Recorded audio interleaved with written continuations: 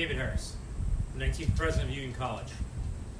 Over the past several months, we've been working hard to identify and implement actions and health and safety protocols that will enable our return to campus. Over the past few weeks, Union College faculty and staff have started returning to campus. And over the past few days, students from select states have begun arriving for a 14-day quarantine mandated by New York State. As exciting as it is to see our campus come to life, my emotions are tempered by what we've all seen unfolding at some institutions that have already started their fall terms.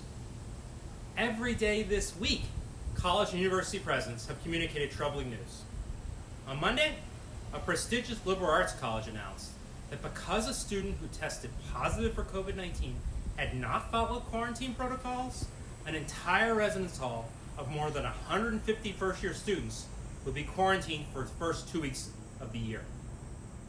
On Tuesday, a highly regarded private university suspended in-person undergraduate classes for 2 weeks due to a large and growing number of COVID-19 cases, with many infections connected to off-campus activities.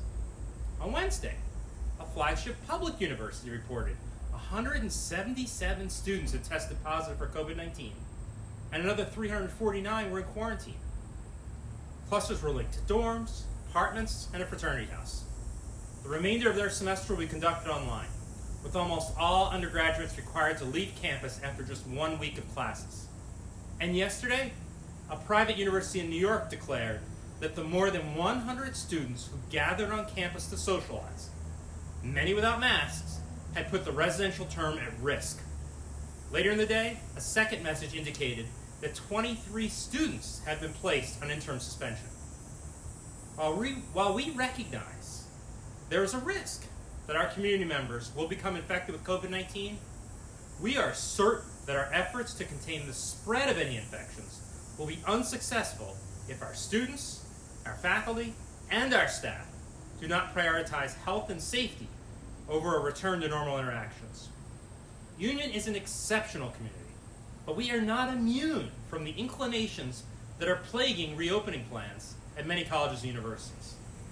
We do, however, have two critical advantages. First, our partnership with the Broad Institute allows for more frequent, rapid, and reliable testing than most colleges and universities can provide. Second, we start later than most schools, and so we can and we must learn from their experiences. No one in our community will be able to claim ignorance if failure to follow health and safety guidance leads to infections or the cessation of on-campus activities. I know that this term will be difficult for us all. I know what it feels like to see a friend after many months and resist giving a hug or a handshake. I know what it feels like to wear a mask when it's hot or when it interferes with verbal and nonverbal communication. I know what it's like to communicate by Zoom when gathering in person would be more fun and more familiar. Our commitment to these and other inconveniences, well, they're the keys to starting and completing our term on campus without interruption. If we were to be on this campus to engage in face-to-face activities and keep our friends, our family, our neighbors, and our community members safe, it's up to all of us to follow health and safety protocols and to hold one another accountable to our shared expectations.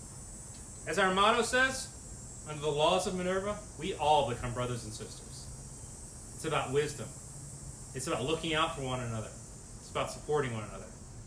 Now, I'm off to Memorial Fieldhouse to welcome some of the students who are being tested and who will then begin their mandated quarantine period. Be well. I'll see you soon.